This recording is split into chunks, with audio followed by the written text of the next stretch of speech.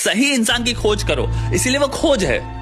Attraction में क्या होता है, पहली लड़की जो अट्रैक्टिव है तो तुम जिससे बात करोगे, पहला लड़का जो अट्रैक्टिव है उससे तुम बात करोगे, वो पहला ही तुम्हें लगता है सब कुछ है, क्योंकि तुम सिर्फ अट्रैक्शन के बेसिस पे जा रहे हो। तो पर्सनालिटी उनकी जब रिवील होती है वो खा जाएंगे तुमको, इन केस वो सही इंसान नहीं है तुम्हारे लिए।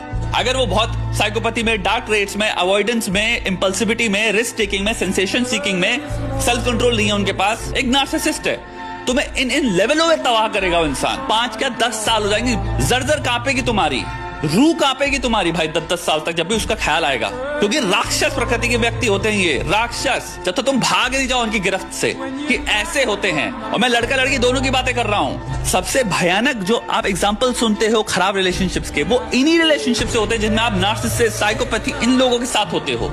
और वो शुरुआत में आपको लिख के दे रहा हूं, काफी हद तक अट्रैक्शन की वजह से ही होती है और रेड फ्लैग्स इग्नोर करने की वजह से होती है।